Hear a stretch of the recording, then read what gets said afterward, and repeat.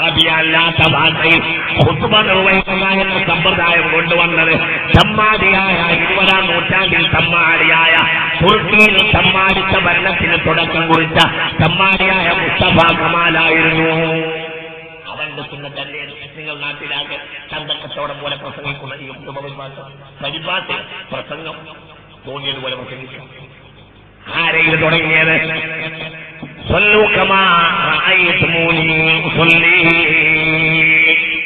നിങ്ങളല്ലേ ഇവിടെ ദുർവ്യാഖ്യാനം ചെയ്തു.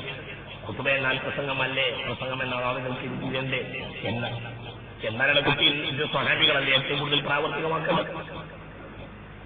അവരെ കാലത്തിൽ ഏറ്റവും കൂടുതൽ ആവശ്യമുള്ളത് അല്ലേ, അവർ ചെയ്തിട്ടില്ലല്ലോ. എന്തുകൊണ്ട്? അവരുടെ കാലഘട്ടത്തിലല്ലേ വിശ്വാസികളല്ലേ അവരെ മുന്നിലുള്ളത്. കിട്ടിയ സമയം അള്ളാന്റെ ദീൻ പറഞ്ഞു കൊടുക്കാൻ അവർക്കല്ലേ അവസരം വേണ്ടത്. അങ്ങനൊക്കെ മലയാളത്തിൽ പറഞ്ഞാൽ അതല്ലേ നല്ലത്. പിന്നെ പറഞ്ഞില്ലല്ലോ. അറബിയല്ലാത്ത ഭാഷയിൽ എവിടെ നിങ്ങൾ സ്വഹാബികളും നിങ്ങളും തമ്മിലുള്ള ബന്ധമേതാ? يغفونكم من الأحاديث ما لم تسمعوا أنتم ولا آباؤكم قال رسول الله. ഇവിടെ മുൻഗാമികൾക്ക് പരിചയമില്ലാത്ത വിഷയങ്ങൾ കൊണ്ടുവരും, മുൻഗാമികൾക്ക് പരിചയമില്ലാത്ത രീതി കൊണ്ടുവരും. മരിച്ചാൽ ഖബറിന്റെ അടുത്ത് പോലും ഓടൽ അൻസാരികളായ സ്വഹാബികളുടെ രീതിയാണെന്ന് നിങ്ങളുടെ നേതാവ് ഇബ്നു തൈമിയ്യ ശിഷ്യൻ ഇബ്നുൽ ഖയ്യിം കിതാബ് റൂഹിൽ രേഖപ്പെടുത്തിയിട്ടില്ലേ? എന്താ നിങ്ങളുടെ അഭിപ്രായം? നിങ്ങൾക്ക് എവിടെയുള്ളത്? മരിച്ചാല് മയ്യത്തിന്റെ അടുത്ത് മാത്രമല്ല ഓടുക, പിന്നെ ഖബറിന്റെ അടുത്ത് ഓടലും അൻസാരികൾ പതിവാക്കിയിരുന്നു. എന്താ അവിടെ പറയാം? നിങ്ങളവിടെ കട്ടപ്പുറം എന്താ പറയാ? അതെ, ഈ ജാമോത്ത് നടത്തിയിരുന്നു ആറ് അൻസാരികളാരാ? അൻസാരികളെ പ്രശംസിച്ചല്ലേ സൂറത്തുൽ ഹശ്റിൽ 9-ാമത്തെ ആയത്തിൽ ലോക പ്രശസ്തമായ ആയത്ത് والذين تبوأوا الدار والإيمان من قبلهم يحبون من هاجر إليهم ولا يجدون في صدورهم حاجة مما أوتوا ويؤثرون على أنفسهم ولو كان بهم خصاصة ومن يوق شح نفسه فأولئك هم المفلحون. ഈമാനിനെയും വീടിനെയും ഒരുക്കി വെച്ച അസ്ഹാബ് മുഹമ്മദിൻ, അൻസാർ മുഹമ്മദിൻ, വല്ലദീന തബവ്വഉ الدار والإيمان, അവർ വീടിനെയും ഈമാനിനെയും റസൂലുള്ള വരുന്നതിന് മുമ്പ് തന്നെ ഒരുക്കി വെച്ചിരുന്നു. അൻസാർ മുഹമ്മദിൻ അവരാരായിരുന്നു? അവർ ഈ തപ്പനയുടെ മുകളിൽ കയറിയിരുന്ന് കാത്തിരുന്നവരായിരുന്നു.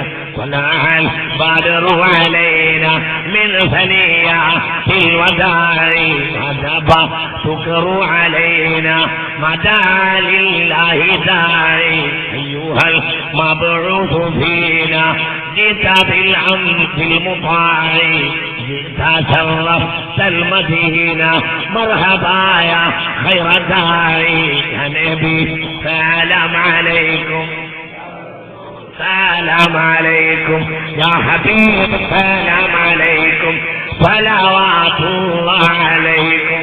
ഇതാണ് അൻസാരികൾ. നിങ്ങളുടെ നേതാവ് ഇബ്നു തൈമിയ്യയുടെ ശിഷ്യൻ ഹാഫിദ് ഇബ്നു ഖയ്യിം ഇത് കിതാബ് റൂഹിൽ രേഖപ്പെടുത്തിയിട്ടില്ലേ? ഈ വിഷയത്തിൽ ഇപ്പോൾ നിങ്ങളുടെ നിലപാട് എന്താണ്? ഇത് നിങ്ങളുടെ നേതാവ്, നിങ്ങൾ രായിക്കുലാമാനും ശൈഖുൽ ഇസ്ലാം എന്ന് പറയുന്ന ഇബ്നു തൈമിയ്യയുടെ ശിഷ്യൻ, അരുമ ശിഷ്യൻ ഇബ്നുൽ ഖയ്യിം കിതാബ് റൂഹിൽ രേഖപ്പെടുത്തിയിട്ടില്ലേ? അൻസാരികൾ മരിച്ച മയ്യത്തിന്റെ അടുത്ത് മാത്രമല്ല ഓടിയിരുന്നത്, ജാമോത്ത് ഓടിയിരുന്നു, ഖബറിൽ കൊണ്ട് അടുത്ത് പോയിട്ട് ദിവസങ്ങളോളം ഓടിയിരുന്നു എന്ന് നിങ്ങളുടെ നേതാവ് എഴുതിയിട്ടില്ലേ? എന്താ നിങ്ങളുടെ അഭിപ്രായം? ഈ വിഷയത്തിൽ ഇപ്പോൾ നിങ്ങളുടെ നിലപാടല്ല. كانت الأنصار إذا مات لهم الميت اختلفوا إلى قبره. ഖബറിന്റെ അടുത്ത് പോയി യഖ്റഊനൽ ഖുർആന, ഖുർആൻ ഓതുമായിരുന്നു. നിങ്ങൾ ശൈഖുൽ ഇസ്ലാം എന്ന് പറയുന്ന ഇബ്നു തൈമിയ്യ മരിച്ചിട്ട് എത്ര ഖത്തം ഓതി? അല്ല, എത്ര ഖത്തം ഓതി? ختمت له ختمات عند الميت وعند قبره أياما كثيرة ليلا ونهارا. ഈ പാവ പാവപ്പെട്ട കൂലിപ്പണി എടുക്കുന്നവന്റെ വാപ്പ മരിച്ചാൽ ഓതിയ കുറ്റം. നിങ്ങളെ നേതാവ് മരിച്ചിട്ട് 1 കഷ്ടവും 2 കഷ്ടവും 100 കഷ്ടമല്ല ഓതിയത്. ഈ പാവപ്പെട്ട സാധാരണക്കാരെ കൂലിത്തൊഴിലാളികളെ വാപ്പമാര് മരിച്ച ഓടാൻ പാടില്ല. ഇവരെ നേതാവ് മരിച്ചിട്ട് എത്ര കഷ്ടം ഓടിക്കും? എവിടെയുണ്ട്? ഇതേ ഇവന് തൈമിയുടെ ശിക്ഷൻ ഹാഫൂൽ കസീറിന്റെ അൽബിദായിലുണ്ട്. കിട്ടിയിട്ടില്ലെങ്കിൽ ഒന്ന് കൊണ്ടുവന്നാൽ മതി, അല്ലെങ്കിൽ അൽബിദായമായില്ല. ഇയൊന്ന് ഉടലോട് കൂടെ വമ്പൂട്ടിയാൽ മതി, അല്ല ഇയൊന്ന് ഉടലോട് കൂടെ ഹാജരായ മതി. കാണിച്ചത് നിങ്ങൾ ആരായി ആട്ടിനെ പറ്റിയാണ്? നിങ്ങളെ നിലപാട് എന്തായി? നിങ്ങൾക്ക് തന്നെ ഒരാളെ നിലപാടാണോ മറ്റാൾ നിലപാട്? രാവിലെ 1 വില, ഉച്ചക്കൊരു വില, രാത്രിയായാൽ വില മാറി. പഴയ കാലത്ത് ശാസ്ത്ര സാഹിത്യ പരിഷത്തിന്റെ പാട്ടാണ് ഇതുപോലെയാണ്. സഫായത്തുണ്ട് ഒരു കൂട്ടർ, ഇല്ലാന്ന് വേറൊരു കൂട്ടർ, ഉണ്ടില്ലാന്ന് വേറൊരു കൂട്ടർ.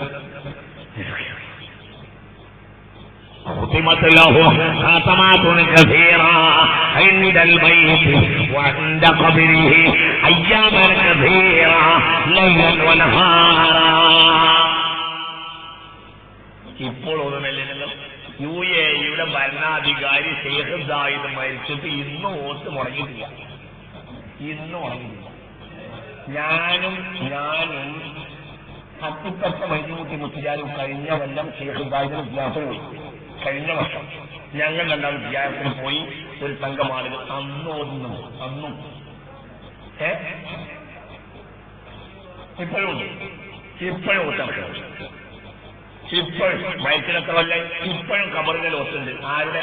UAE ഭരണാധികാരി ഷെയ്ഖ് സാദിന്. എന്നാൽ പിന്നെ ഈ വയറിൽ അവിടെ പറയുന്നത് അവിടുന്ന് എന്തിനാ ഫ്ലൈറ്റ് കിട്ടുമെന്ന് ഇവിടെ പറയുന്നത്? ഉളുപ്പ് എന്ന 3 അക്ഷരം ഭാഷയിലേക്ക് അവിടെ എങ്ങനെ പറയുന്നത്? നാദാവൽക്കരം പഠിപ്പിച്ചവണ്ട് അവിടെ വന്നു. അവിടെ പഠിപ്പിച്ചാലേ ഇത് ബാക്കിയുണ്ടാവില്ല.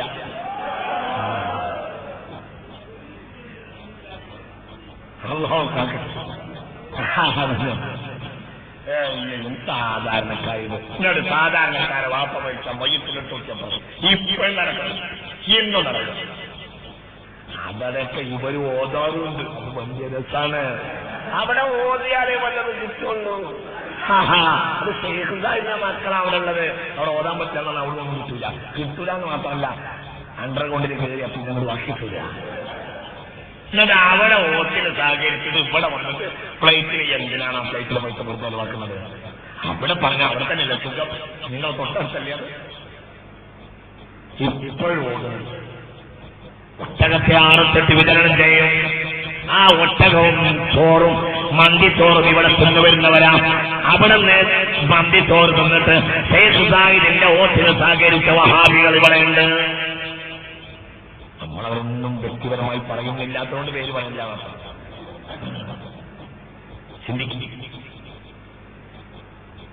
നിങ്ങൾ ചിന്തിക്കണം. അത് അവിടെ വേറെ തിരുവനന്തപുരം പാളയം ജുമാ മസ്ജിദ് നടത്തിക്കുന്നത് സലഫി കമ്മിറ്റിയാണ്. ഇന്നലെ സലഫി പാളയം ജുമാ മസ്ജിദ് സലഫികളുടെ കമ്മിറ്റിയാണ്. അവിടെ നമ്മൾ ഇന്നലെ എനിക്ക് വിളിച്ചിരുന്നു. ഇന്നലെ എന്ന് പറഞ്ഞാൽ സാഹിത്യകാരന്മാർ പറയുന്ന ഇന്നലകളല്ല. ഇന്നലെ കപിലഹാദല്ലോ ഇന്നലെ. കേട്ടോളൂ. ഇത് നല്ല രസമുണ്ടെങ്കിൽ നിഷേധിക്കാൻ ആളുകളുണ്ടെങ്കിൽ വരി അങ്ങനെ ആളുകൾ ഇന്നലെ എനിക്ക് വിളിച്ചിരുന്നത്. തിരുവനന്തപുരം പാളയം ജുമാ മസ്ജിദിന് സലഫികളുടെ കമ്മിറ്റിയാണ്. സലഫികൾക്കാണ് മെജോറിറ്റി. അവരുടെ ആളുകളാണ് ബോർഡ്, അവരാളുകളാണ് നടത്തുന്നത്. ഇന്നലെ എനിക്ക് വിളിച്ചിരുന്നു. എന്താണെന്നറിയോ?